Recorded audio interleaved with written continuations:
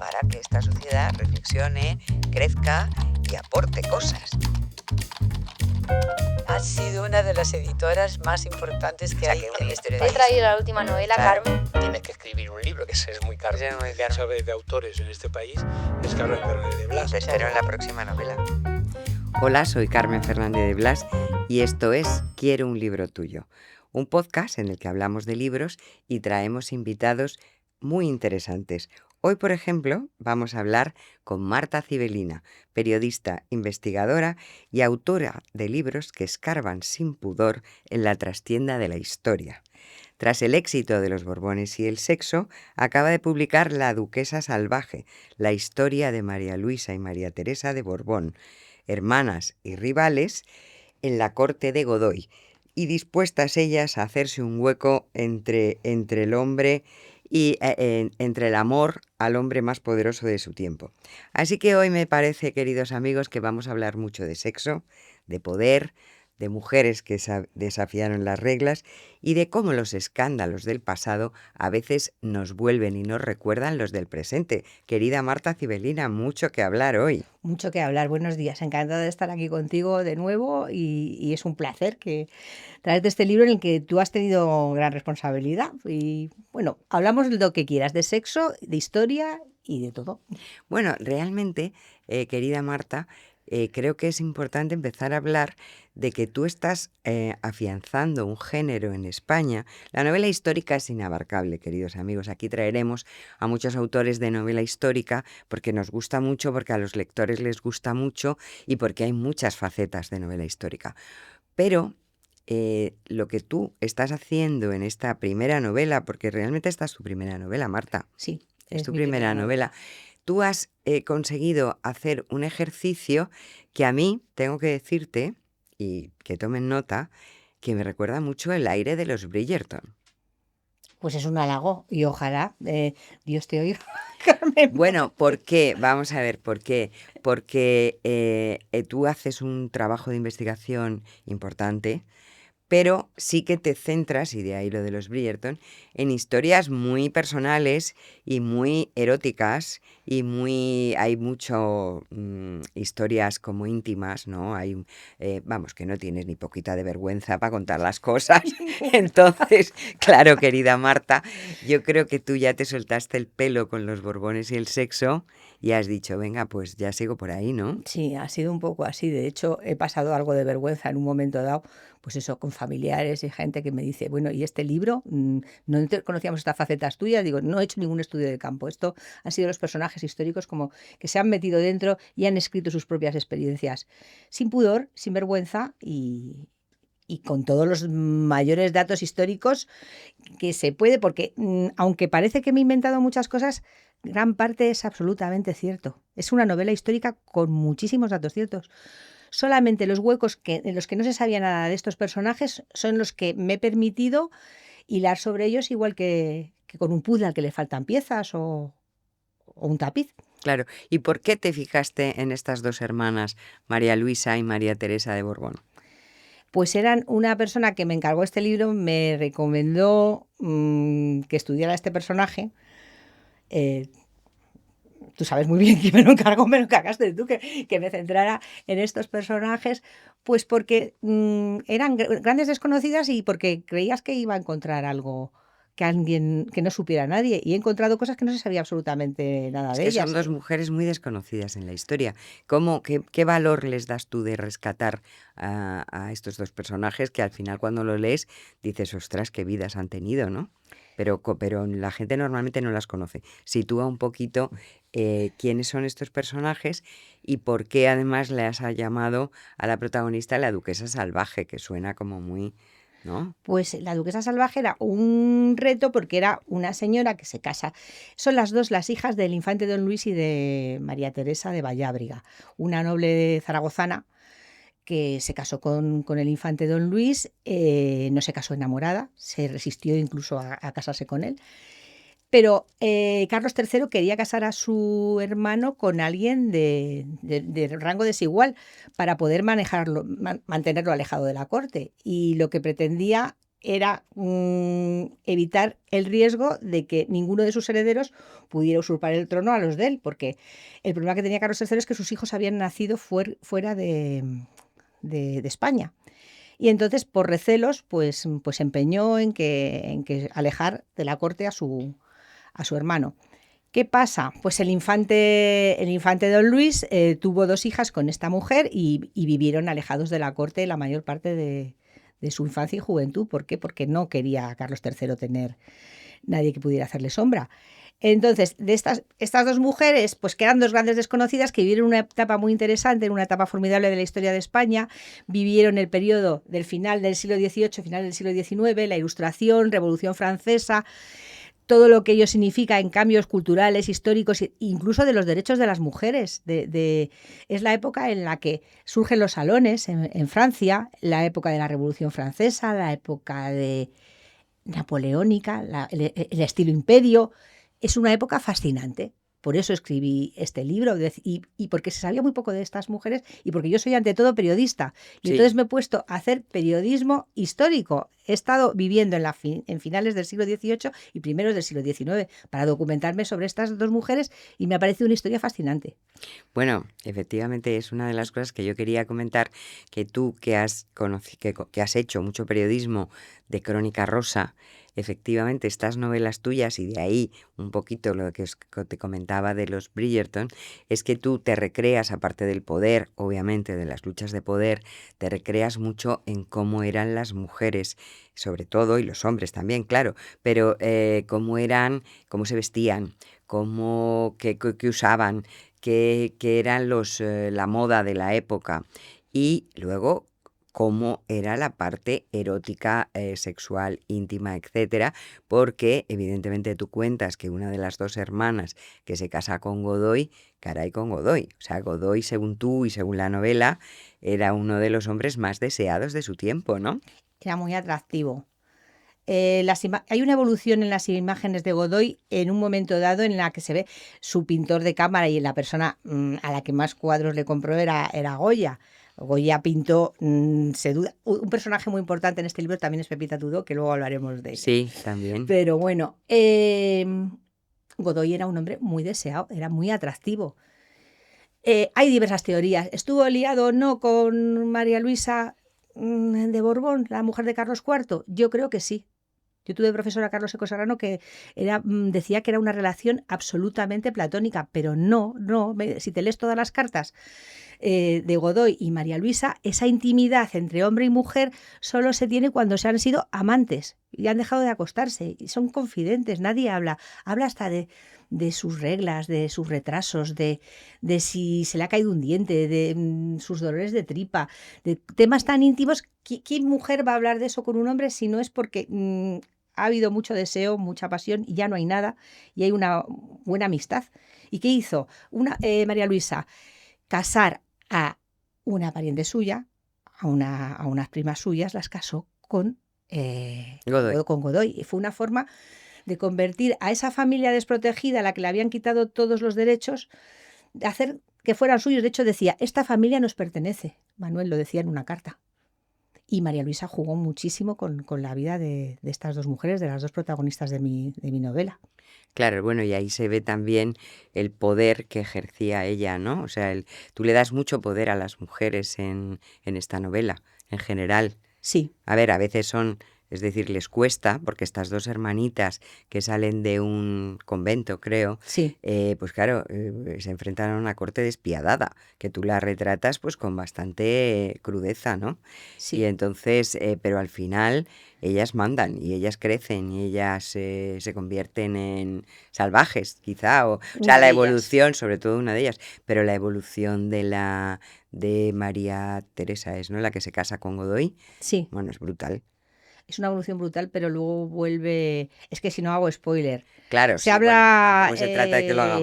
Se habla mucho, pues, de las relaciones de dependencia, de las infidelidades, de de los maltratos. También es una novela, la gente que la ha leído, yo no voy de feminista por la vida, yo me considero un ser humano, pues reivindico los derechos de las mujeres, pero toda la gente que lo lee dice que me ha salido una novela muy feminista.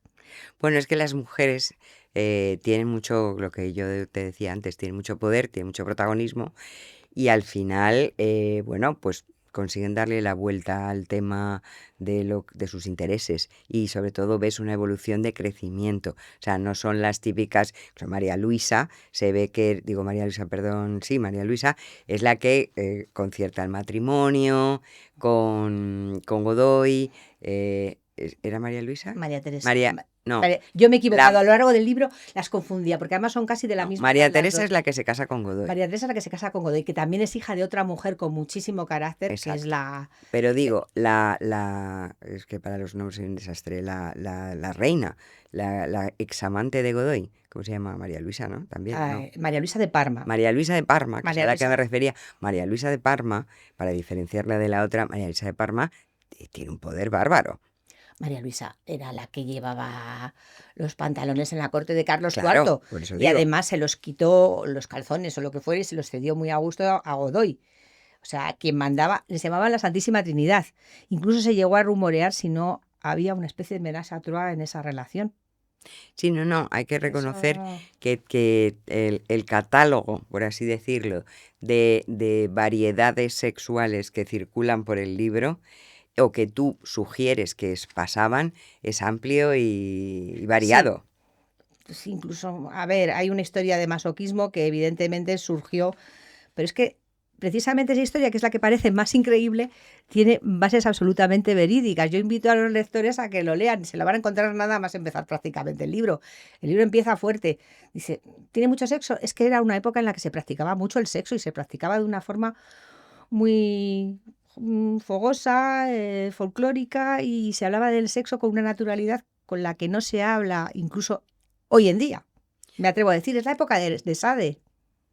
Ya, de todas maneras, también en tu libro anterior, en Los Borbones y el sexo, tú haces un repaso por los Borbones, que estos son Borbones también, claro, en fin, que no deja un cabo suelto, vamos, a Sí, cualquier cosa. sí. Entonces, esa documentación supongo que te ha venido muy bien y ese trabajo anterior Perfecto, me vino muy bien. para recrear. O sea, ¿y qué opinas tú de los Borbones? Aparte de que borbonean, que eso es una frase que ya dijiste en el otro podcast que tuvo mucho éxito, de lo de borbonear, pero ¿qué piensas tú de los Borbones? Porque al final estás muy centrada en su historia y en relación a la parte, digamos, sexual, sentimental.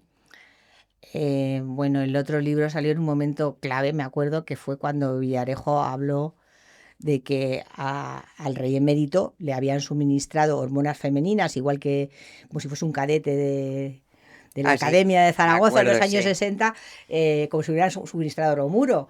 Yo sí le di credibilidad a aquello porque además se juntaba con otros datos que tenía yo y una desconfianza hacia los médicos por parte de Juan Carlos I que se demostró que en cierto modo estaba justificada.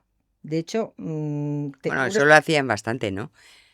Digo, lo de dar el bromuro a los jóvenes, a los los jóvenes, militares, a los soldados a los sí, soldados. pero lo que no es normal es que un señor hecho y derecho con 70 y tantos años, porque tenga una novia o una amante danesa y se considere que no es bueno eso para el Estado, a sus espaldas se le esté suministrando, como dijo Villarejo, y al quien yo doy credibilidad en este caso porque me completó algunas teorías que tenía yo en aquel momento y unos datos. En un momento dado se le esté suministrando hormonas femeninas que le debiliten la musculatura, los huesos, le feminicen, que le salgan mamas.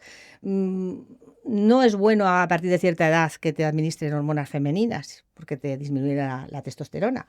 Claro. Y entonces, ¿por qué le daban eso? Pues porque el rey era una persona que a pesar de su edad muy avanzada seguía teniendo un interés muy fuerte por el sexo. Claro. Bueno, en ese sentido, el rey Juan Carlos I responde mucho a todas tus publicaciones de los Borbones, es decir, Sí. sería el ejemplo, El arquetipo. claro, sería para hacer, bueno, ya le dedicas un capítulo en el libro anterior, pero yo creo que, claro, y se han salido muchos libros ya, pero en esta línea de la que hablamos de investigación y de sexo, digamos que sería un protagonista de tu libro. Absolutamente. Bueno, para una serie, te has hablado de los Bridgerton, le vestimos a Juan Carlos con ropa del siglo XVIII, y no, es que no ha habido otro como él, yo creo, ¿no? Claro, bueno, ahora dices tú cuando salió el otro libro, pero ahora acaba de salir también las memorias de Bárbara Rey, que tantas páginas han dado sobre el tema, ¿no? Sí.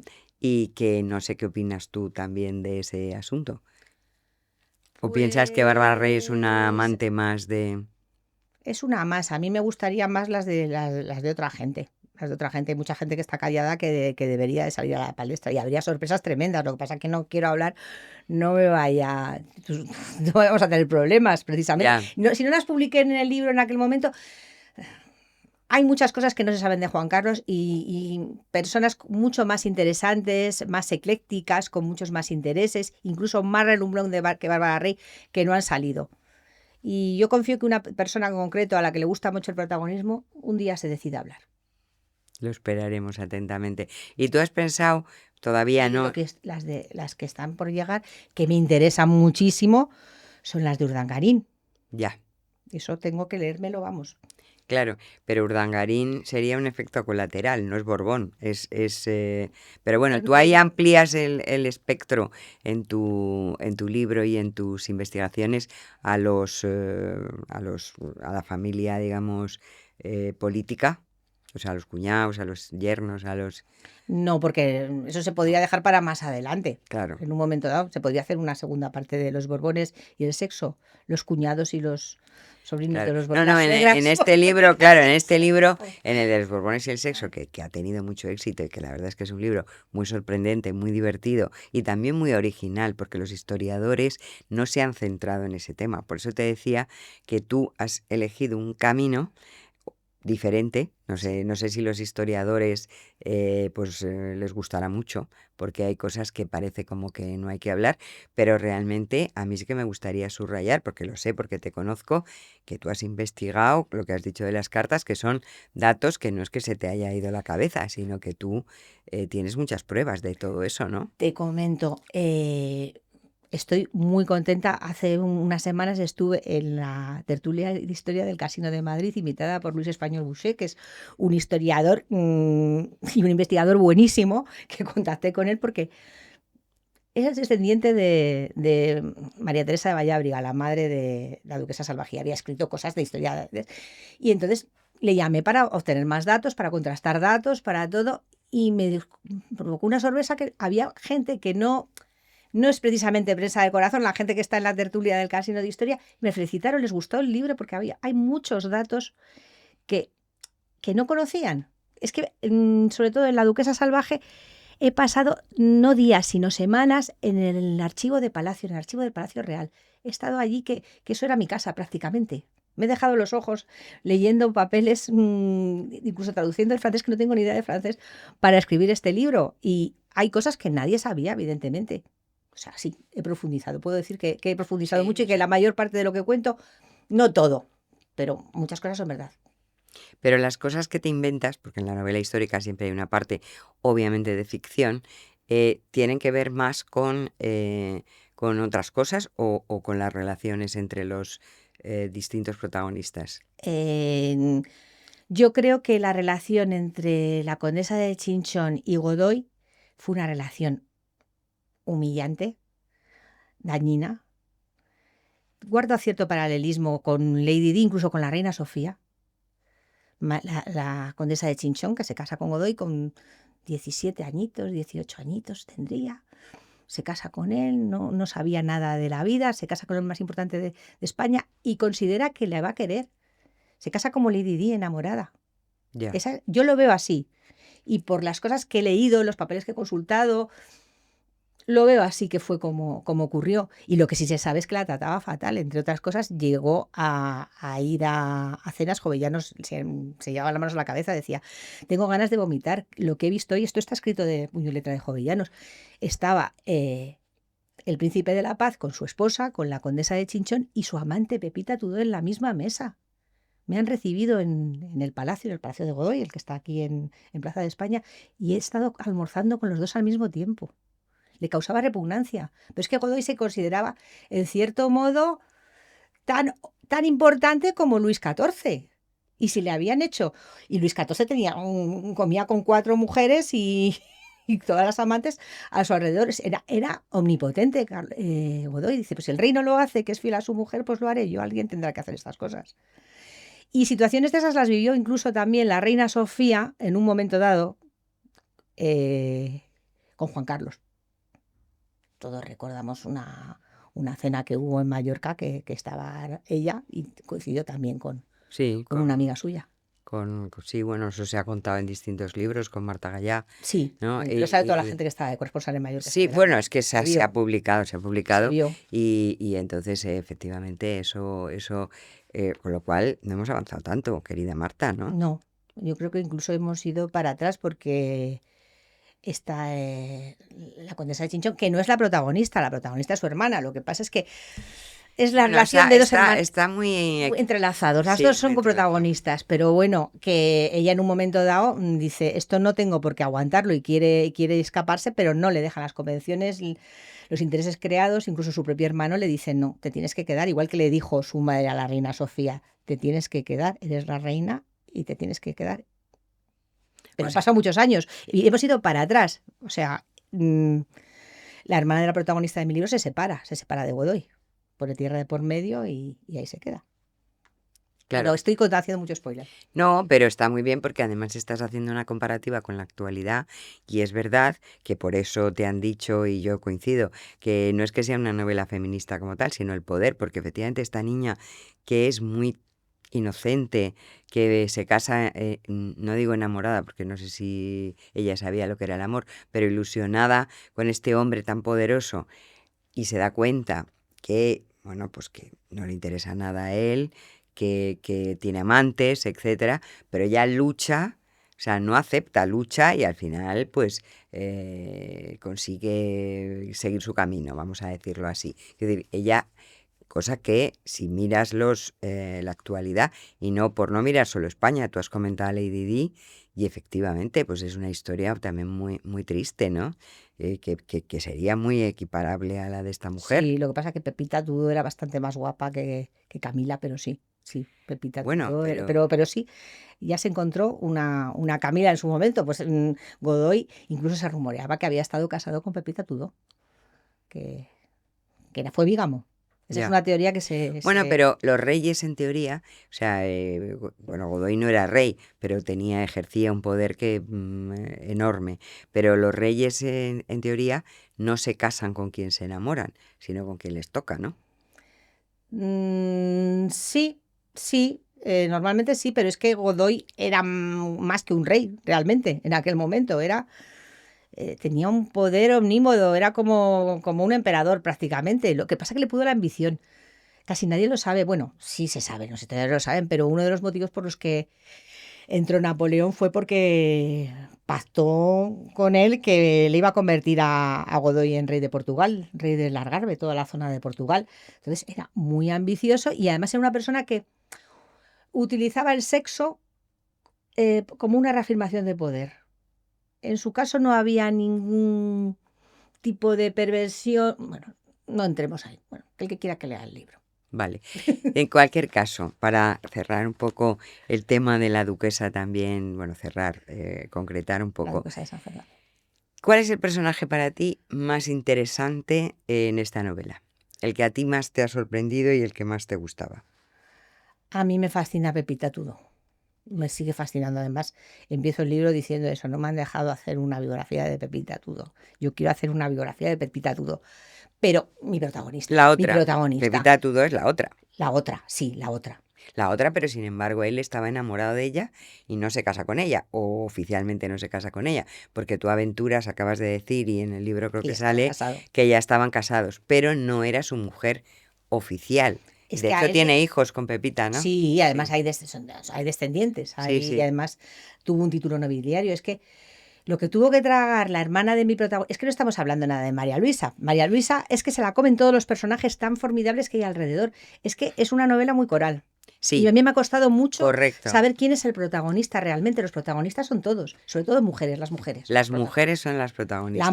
La madre de las dos. Sí, la infanta también. aragonesa, eso fue una mujer espectacular y con una fuerza y una dureza y tiene muchas sorpresas. La ponían como una señora muy beata y de beata nada. Pero es que además hay partes del libro que se le ha ido la imaginación, se ha pasado de pinza a Marta Cibelina. No, no me he pasado de pinza, es que fue prácticamente así como fueron las cosas. O sea que hay aspectos del libro que pueden parecer escandalosos, no. Son rigurosos. Bueno, pues háblanos de la protagonista, porque es verdad que es de la que menos hemos hablado hasta el momento. Pues es la duquesa de San Fernando. Y entonces era un reto, que era lo que retomando lo que antes me preguntabas, era un reto hacer una novela sobre una mujer que se casa con 33, 34 años, que no se sabe absolutamente nada de ella. En aquella época casarse a esas edades era como casarse con 60 hoy en día. Ya estabas Pasada. pasado del arroz, la paella, estaría pasado el arroz, la paella, los callos, los garbanzos, todo. O sea, y entonces se casa, hasta en unas coplillas cuando se casa dicen, ay, que no se sabe si lo dicen en plan irónico, que los ilumine el Señor con hijos y les den hijos, y parecía que se estaban burlando de ellos, que era imposible que tuvieran hijos a esas edades. El libro tiene muchas sorpresas. Esta señora, que parecía tan santa, que cuando a mí se me planteó la idea de escribir una novela sobre esta señora que no sabía nada, que te da mucha libertad, claro, evidentemente es el sueño de cualquier novelista histórico, tener mucha libertad para poder inventarte todo lo que quieras. Pues las cosas que eran de verdad me ataban y me condicionaban, porque es que he sabido demasiadas cosas de esta mujer, cosas que me han complicado mucho. Un capítulo especialmente que lo ponía adelante, atrás, iba. La realidad se me comía la novela. Porque realmente tú eres más investigadora que novelista. Y es que esta señora no fue ni una mojigata ni una paguata, y el problema es que costó trabajo casarla. ¿Por qué costó trabajo casarla? Porque tenía una reputación. Todas aquellas cosas hay que leerlas entre líneas, porque se contaban entre líneas. Pero, por ejemplo, en Agipédobes, que son unas coplillas que encarnó Fernando VII, que es otro personaje que tiene mucha importancia en este libro, que era malísimo con sus mujeres y con todo el mundo, pues la satirizaba y la ridiculizaba porque quisieron casarle con ella. Mi protagonista estuvo a punto de ser reina de España.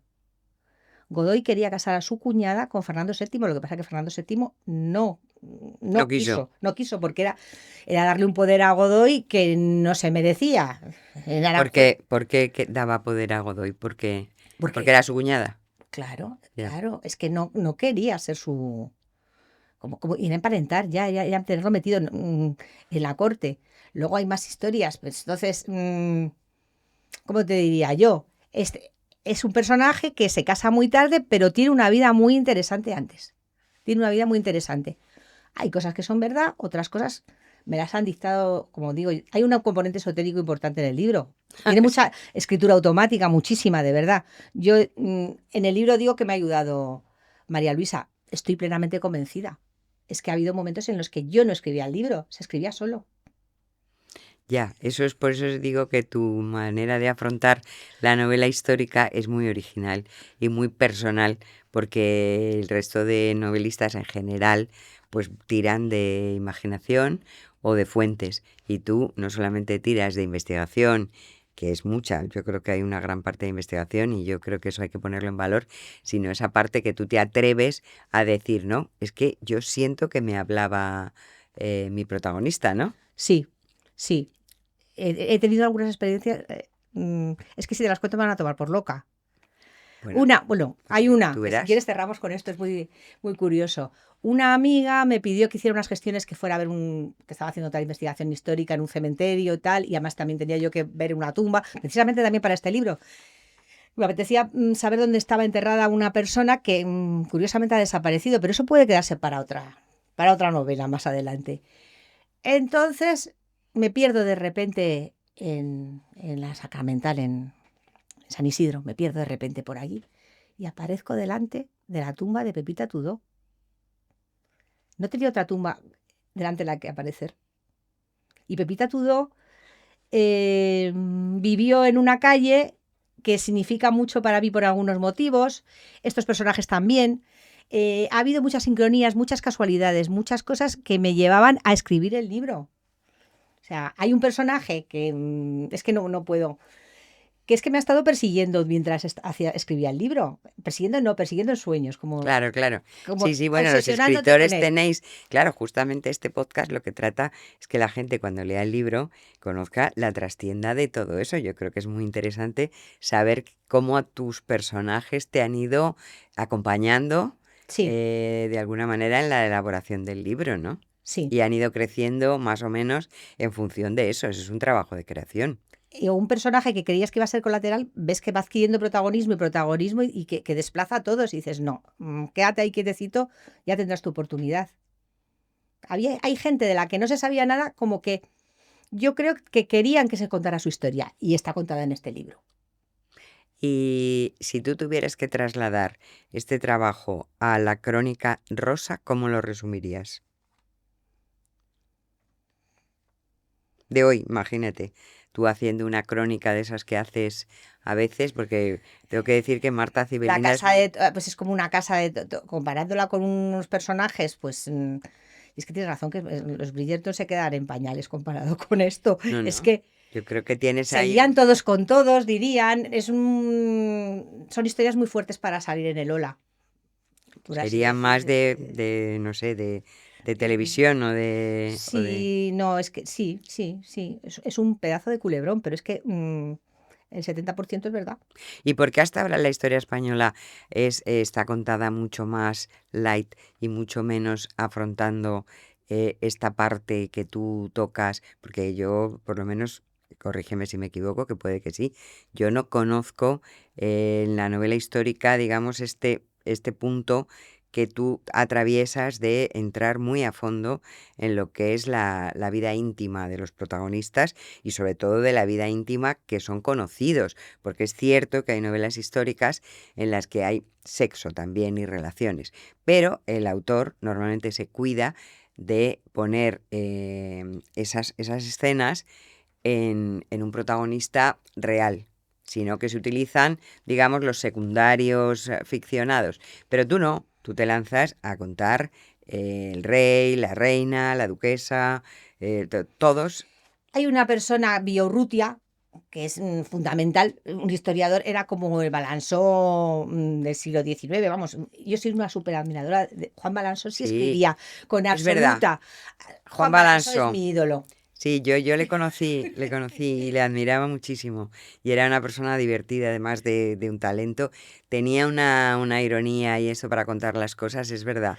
Que pero Juan Balansó Y era de hacía, Biorrutia también, sí, seguía un poco, bebía de él y lo ha- citaba muchísimo. hacía más no ficción, o sea, hacía Más, biografías. más, sí. Los No Borbones y el hizo sexo está novela. más en la línea Eso es, de eso es. Balansó, pero vamos, Balansó es Dios, o sea, no me quiero ni Sí, comparar con él ni nada. no, Pero que no, Juan claro. Balansó, si en un momento dado se hubiera puesto a escribir, yo creo que novela hubiera abordado esos temas sin ningún tipo de prejuicio.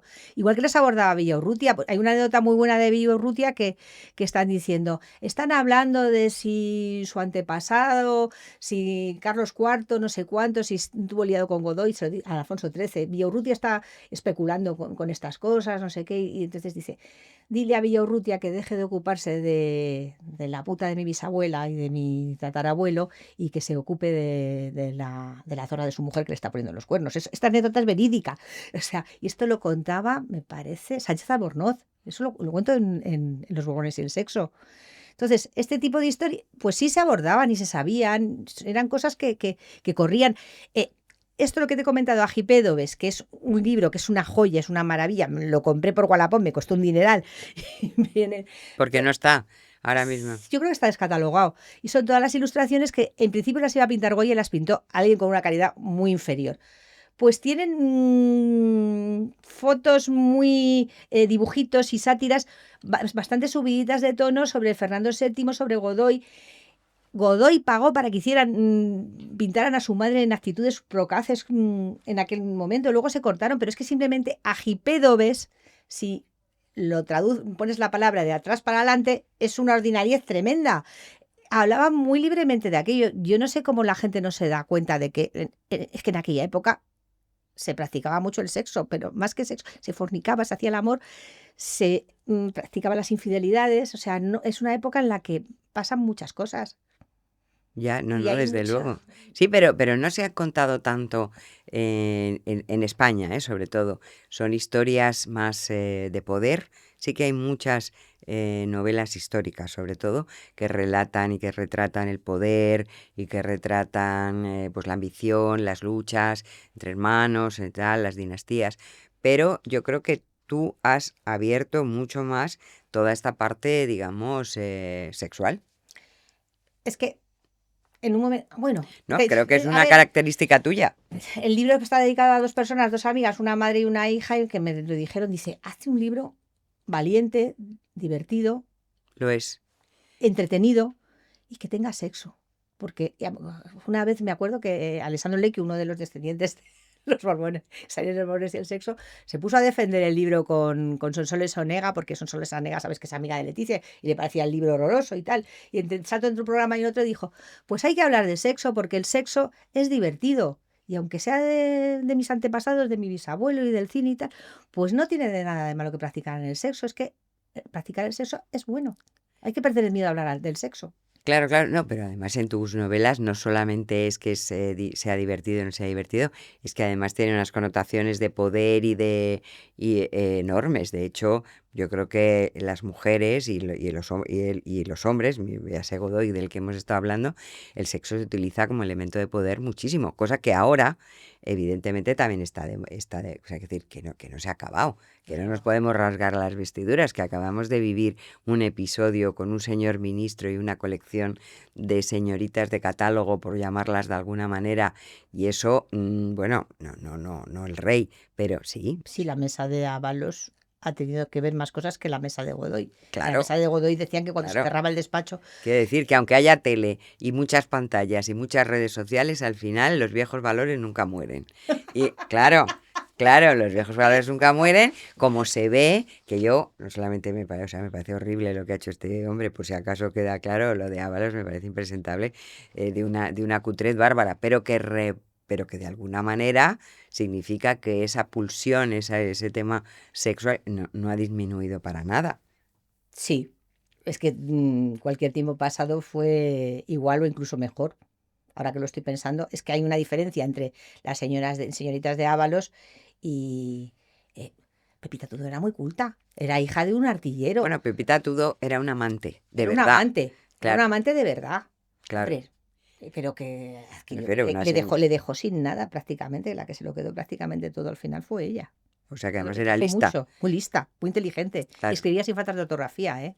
Cosa que En esa época, no sé si resistirían las señoritas que colocó en Adif el señor Ábalos, creo que no se les daba muy bien ni siquiera la mecanografía, o sea que bueno, es que hemos ido a menos. también es diferente el perfil porque es verdad que Pepita Tudo era una señora mantenida, digamos, o yo no sé cómo llamarlo, pero no era, o sea, en el caso de Ábalos es prostitución pura y dura, vamos, no vamos a utilizar otra palabra. Si se van a querellar, nunca se sabe. No, es que lo es, o sea, te quiero decir, una señorita que tú pagas por sus servicios, es legal todavía en No, España la hombre, pero prostitución, y yo había... estoy en contra, pero es verdad que es legal, entonces este señor lo ha hecho. Ahora, lo que no puedes luego es ir de feminista. Lo que pasa que Ábalos ha recuperado la tradición de los tiempos de Godoy, que dándoles un cargo público. Al padre de Pepita se lo trajo y lo nombró, le dio un cargo muy importante en el Palacio del Retiro, en la Guardia del Retiro. O sea, lo que hacían era comprar a los familiares en aquel momento. Pues Ya, aquí ha hecho exactamente lo mismo. igual está inspirado. Mira, tú por dónde Sí, es que Ábalos a mí me merece un respeto en el sentido de que se lo ha montado muy bien. Es que Bueno, pero no es hay lo mismo. una logística para tener a tantas mujeres a su cargo, satisfechas o semisatisfechas, bueno, o insatisfechas totalmente, o simplemente a lo mejor, oye, que igual solamente jugaba al parchís con ellas y lo único que necesitaba que le dijeran qué guapo eres, o algo Bueno, así. eso obviamente no No lo creo. sabemos, pero claro, no es lo mismo Godoy que tenía, mira, pues eso Juan Carlos no lo hizo, ¿no? O sea, que decir, no es lo mismo tener un amante y digamos, cuidar a sus gentes que tener cuando tienes no un amante, sino que es que eres habitual de un servicio. Es Que claro, Sí. ahí ya no hay una, sino hay muchas. Hay muchas. Y es ¿no? Que es lo que parece que es. Bueno, yo no lo sé, pero es lo que aparentemente es. Y además encima pues se la coloca en la administración, que ya es tremendo, porque a mí me parece muy bien que cada uno haga lo que quiera, pero que lo pague cada uno, ¿no? Digo, Godoy lo que hacía era colocar a los familiares de las mujeres con las que mantenía sexo en cargos de importancia. También hay un personaje que es interesante, que lo toco de refilón en la novela, pero tiene una vida muy interesante, y es el hermano de Godoy, Diego, que también aparece en la novela. Aparecen muchos personajes muy interesantes, y de Godoy era atractivo. Lo que pasa que a medida que iba envejeciendo, Goya lo iba pintando cada vez como más degradado y más horroroso. Y dices, ¿cómo puede ser este chico guapo tan...? envejeció mal. Yo creo que le tenía manía Goya, y aunque era el que le pagaba, pero se soltaba. Goya no podía evitar. Goya era un advenedizo. Me arrepiento de haber utilizado la palabra trepa, no se utilizaba en el siglo XIX, la tengo en el libro, pero luego se descubren en el libro también cosas relacionadas con el sexo de Goya que Ya, las has leído. las he Y leído. te habrás quedado a cuadros, Pues ¿no? sí, bastante, la verdad. Pues No está voy a decir, documentado. no Está voy a decir, documentado. no voy a decir, pero sí, o sea, yo me quedé absolutamente, hola, ¿qué es esto? Y parece ser que está documentado según Sí, tus habrás investigaciones. visto la parte de Sí, sí, bibliografía sí, detrás, sí, y sí, se ve sí. claramente No, por que eso es una gran sorpresa, gran parte del libro. ¿Y vas a seguir poniendo el foco en los Borbones? ¿O no? yo creo que de este libro pueden salir 5 o 6 libros. Es que me has dado tú una idea con esto que me has dicho, que voy a ser la Bridgerton hispana.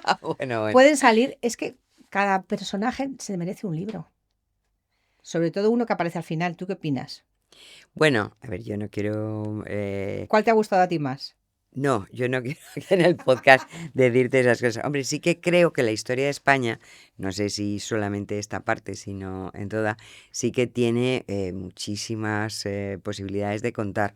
En mi opinión, en tu novela, eh, yo le pondría un poco más de sentimiento, Sí, porque hay mucho, o sea, el sexo está muy enfocado a poder. Y yo creo que a las lectoras de novela histórica nos gusta, digo, ya me incluyo yo, ya esto es una cosa, que también hay amor. Entonces, hay amor, ¿eh? No digo que no, porque hay amor, no se asusten, hay amor también. Pero es más una historia íntima por la supervivencia, por el poder, bueno, por la venganza incluso, sí. por que por amor. O sea, yo, para que seas la Bridgerton, te faltaría en este cóctel que promete muchísimo unas gotitas más de amor. Claro, es que el amor, en cierto modo, Igual el amor está sobrevalorado. el amor es la parte, No, es que fue una época muy dura. Pasaron una época muy dura, pero sí hay amor, sí hay amor. sí hay amor, hay amor. Sí Pero hay digo, hay amor, por supuesto, porque en la Hay un vida, amor muy importante, pero bueno. pero en la vida hay amor y en los personajes hay amor, pero que digamos en el conjunto le faltaría un poco más porque te quedas con la cosa de abrir la boca, porque es un libro que impresiona y porque no conoces muchas cosas, porque es súper entretenido también, porque tú lo haces muy ameno y cuentas la historia de una manera pues muy, muy, muy divertida y muy amena y muy sorprendente. Pero faltaría eso de un pelín más, digo, para el próximo, no Al para este, que próximo. este está muy bien. Pero sí que no sé si quieres seguir porque desde luego la monarquía española da para mucho. Y la historia de España da para mucho. Pero ha habido poco amor en la monarquía española. ¿Ha habido poco Parejas, amor? yo creo que ha habido muy poco amor. Amor, amor de verdad. Bueno, pero en la monarquía en general, ¿no? Porque si te fijas en los ingleses, que también están muy bajo el foco, tampoco hay amor. Ha habido historias de amor fascinantes, pero con personajes colaterales. Claro, digo, amor entre los oficiales, digo, Sí, hay historias de amor, pero no entre, quiero decir, que el rey o la reina se casa con quien debe. tienes razón, he sido muy despiadada con ellos, ni siquiera con la protagonista. Es que no se salva a nadie. Bueno, a ver, ha sido lo que tú has investigado y consideras, pero Eso es una historia de supervivencia y de sí, sexo. muy de supervivencia. Has dicho la palabra tú, no lo había pensado. Sí, Historia de supervivencia. sí, son dos mujeres que están en la miseria, en el sentido no económica, pero Casi, en algún momento. casi, y sobre todo en el ostracismo, perdidas, fuera de todo, En las laderas de la historia. totalmente. diría Y entonces Glasgow. salen, que por eso es una novela interesante también, porque esos personajes luchan por salir a la luz y por sobrevivir y por hacerse una vida y una historia. Y entonces no es fácil, claro, no es fácil. Pero bueno, sí que Tuvieron es que sacar verdad. mucho codo. Tuvieron ¿Eh? que sacar muchos codos y otras Cla- cosas. Claro, ¿no? Y al final yo creo que sin hacer spoiler, pero bueno, ellas consiguen bastante de sus objetivos, ¿no? Sí, sí. Bastante de sus objetivos. Entonces, Marta, cuéntanos hacia dónde vas a poner ahora tu terrible mirada. ¿Tienes alguna idea ya de por dónde vas a seguir? Para empezar, ¿te gusta más la novela o te gusta más la divulgación histórica?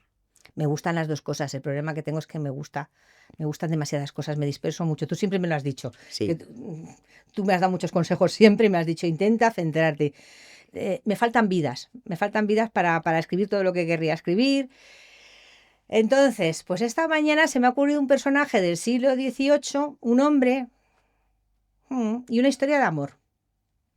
Alguien relacionado con el ámbito de la iglesia. Pero es complicado escribir de temas históricos relacionados con la iglesia. Hay una anécdota muy buena que la cuento en el libro para no hacer spoiler. Pero he tenido que visitar mucho archivo religioso y es muy complicado. sí. Sobre todo si hay infidelidades, determinados hijos ilegítimos, cosas así. Es muy complicado investigar eso. Pero es un reto. Bueno, pero tú eres una investigadora de primera categoría porque te has metido, dime en el sitio más raro que te hayas metido para la investigación de este libro. Pues en el Palacio de Velada que salí, me metí, que está a punto de derruirse, que fue donde nació mi protagonista. He visitado todos los palacios y me metí hasta adentro y casi se me cae encima que por favor que alguien restaure el Palacio de Velada. Castilla-La Mancha una subvención para restaurar aquello, que es un sitio maravilloso. ¿Y de quién depende patrimonio? ¿De quién depende? No sabes. Me parece que está en manos de algún particular o algo por el Ah, estilo. Es que es complicado. Arenas está muy bien, he visitado el Palacio de Arenas. Me colé el otro día, pero eso a posteriori en el Palacio de Godoy no me dejaban entrar y me dicen, no, que esto es un centro público, está al lado del Senado. Es que he hecho muchas cosas. Me he colado bueno, es que no se puede decir. bueno, que has En el investigado Palacio de la muchísimo Granja me he metido en zonas en las que no se puede. Me he hecho la tonta y me he metido para adentro, situarte hasta más que en tu novela, ¿no? sí, O exacto. sea que, no, sí, ya digo que Marta se salta las reglas, hace una novela histórica y una divulgación histórica muy poco académica, entre comillas, sí académica en el sentido de investigación, pero no es muy ortodoxa y por eso la traigo aquí y por eso me parece original, por eso me parece que tiene una voz propia, que es algo que a mí me gusta mucho resaltar de los escritores y tú tienes una voz propia, Marta, porque además no tienes complejos, No. te has criado entre la crónica rosa y la investigación periodística y no reniegas de ello, porque hay mucha gente que empieza en la crónica rosa y reniega de ello, Sí. pero tú, sin renegar de tu crónica rosa, que le da una chispa a tu texto, bueno, pues te has dedicado también a la investigación histórica. Es decir, Sí. que la gente puede ver así muy... Esta señora que nos pone a hablar aquí de... Yo soy una historiadora frustrada, tú lo Claro, sabes, que voy a empezar a estudiar historia ahora. claro, porque tú tienes unas claves para estudiar y una investigación, una tenacidad, diría yo también, para perseguir al personaje y el dato, que es El muy dato. de periodista, el dato hasta el último minuto, que en la historia es mucho más difícil, porque claro, los protagonistas han muerto hace muchos años, hay cosas que han desaparecido y es muy difícil, Es muy complicado. claro. Cada vez no sabemos lo que hacemos cada vez que tiramos un papel viejo, pero eso puede ser clave para una persona dentro de 200 o 300 años averiguar cualquier cosita, yo qué sé, es que es vital, es que es Sí, importante, que eso quede recogido en algún sitio, que es una pista valiosa, que puede ser muy ¿no? valiosa para reconstruir toda una época, por ejemplo, las costumbres de higiene del siglo XIX. Yo me acuerdo que lo abordábamos cuando se estaba la preparación de este libro. Pues hay cosas que se ha dicho siempre que era una época en la que la gente no se lavaba, pues depende de quién. Había gente que se pasaba la vida lavándose y utilizándolo. No eran precisamente los reyes los más limpios, ¿eh? Ahí lo dejo, pero bueno. Ya. Bueno, y ya para terminar, querida Marta, sí quería preguntarte, en el panorama actual de no solo de la monarquía española, sino de la monarquía en general, de las monarquías y vamos a centrarnos en las monarquías y no vamos a entrar en otros personajes, pero de las monarquías, ¿quién sería para ti la persona más interesante o o las personas más interesantes que podrían ser objeto de un libro, no digo tuyo, sino en su momento dentro de unos años? Leticia, indudablemente, es uno de los personajes. Lo que pasa es que eso lo podrán abordar con Sí, absoluta libertad nuestros bisnietos y nuestros tataranietos, pero Leticia es un personaje magnífico. Son unas claves fantásticas para cualquier novela. Su pasado, su presente, todo. Leticia, eh, es que además Leticia ha ido creciéndose con el tiempo a medida que ha ido desplazando a todos. No queda ya familia real. Y además como que va cogiendo cada vez más fuerza, ¿no? sí, sí. No, no, no. Es tu opinión, claro, obviamente. Sí. Pero, o sea, que ves. Y Felipe también, lo que pasa que... Pero es que Felipe... No, Leticia. Felipe está un poco a la sombra de Leticia, aunque ha hecho un discurso fantástico, creo. Sí, no, no, sí. Montserrat ha Sí, hecho no, un discurso, creo, sí, no. maravilloso, que No hablo de que esa- sea mejor o peor rey, sino que tenga interés desde el punto de vista literario y desde el punto de vista histórico como un personaje, porque muchas veces pasa igual que las buenas personas, incluso los buenos reyes, no tienen buenas novelas, porque a lo bueno, mejor son Felipe demasiado puede dar buenos. sorpresas. Felipe puede dar sorpresas. Yo creo que ha habido un antes y un después. Coincidiendo con este momento de crisis que ha habido, yo creo que está recuperando la facultad de ser el mismo, de creer en sí mismo y lo sacó durante la lana. Total, sí, sí, sí. Es un personaje con carácter y yo creo que puede dar juego, pero tiene que dar otro enfoque a su vida en un momento dado. Y puede que lo dé. De todas maneras, me da la impresión que tú tiendes más a personajes femeninos, ¿no? Con fuerza, ¿no? No, ¿No? lo que pasa es que no sé por qué interesan más las mujeres que los hombres. Estamos en una época en la que al Sí. lector le interesan, pero sí, Bueno, porque la novela histórica es una lectura quizá de más lectoras que lectores, aunque por supuesto que hay lectores, y también hay novelas históricas con mucha fuerza, digamos a las que yo llamaría masculinas, pero es verdad que hay un gran porcentaje de lectoras y entonces, bueno, el personaje femenino siempre es bien recibido, ¿no? a mí para escribir sí me gustan más las mujeres, pero como lectora me gustan las novelas históricas de hombres, las biografías de hombres, ¿sabes? Y de los personajes que tú has sacado en Los Borbones y el sexo, ¿qué biografía por ejemplo, alguna biografía que te apetecería hacer de todos los Borbones que tú sacas ahí, que eso tiene una larga lista de personajes? Pues me gustaría hacer la biografía, pero a ver, los ha tocado todo el mundo mucho. Eh, Isabel II. Isabel II, pero abordada desde Temístocles Solera, el amante aquel italiano que había sido bandolero y tenor y director de circo, por ejemplo.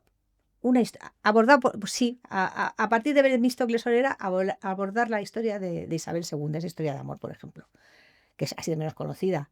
Claro, También, sí, sí. Felipe V se puede tratar de otra forma diferente. Felipe claro, V era el abuelo de mi protagonista. el abuelo, pero es verdad que la mayoría de las biografías son muy academicistas, ¿no? De las que hay publicadas, en general. O se le va a la gente muchísimo la olla en un momento dado y publican cosas que son increíbles. Felipe V, Felipe V. Hay partes de Felipe V que no se conocen. Felipe V tenía una vena masoquista extraña. Le gustaba que en un momento dado, cuando sentía que había pecado, sus bufones le abofetearan. Es que son personajes un poco retorcidos. Hay gente que ha leído el libro y me dice, es muy duro, que es que sabía mucho, estaba muy, no sé. O sea, estabas muy metida en la historia y has contado cosas que no se ha contado. Sí, o yo tengo una mente que se fija solamente en lo más retorcido, pero bueno, no sé, no creo, no. No, a lo mejor has Ay, qué cosa intentado, estoy diciendo. a lo mejor has intentado buscar Lo que más me ha sorprendido, lo que más te ha sorprendido, claro. que Claro, me sorprende muchísimo. claro. Bueno, pues querida Marta, yo te agradezco que nos hayas acercado un poco a esos palacios, a esas mujeres salvajes y libres que recreas en tu novela, que animo a los que escuchan este podcast a que entren a contar esta historia española de una manera diferente, porque verán a los protagonistas de nuestra reciente historia pues con otros ojos, porque evidentemente no verán a Goya igual, ni tampoco a Godoy, ni a otros muchos que circulan por la novela, porque les verán con las pasiones y con sus pulsiones que normalmente no estamos acostumbrados a verlo en los cuadros o en los libros de historia. Así que Marta, gracias por esta divulgación diferente y te deseo mucho éxito en tu carrera. Muchísimas gracias por invitarme. Es un A ti, placer. a ti. Gracias.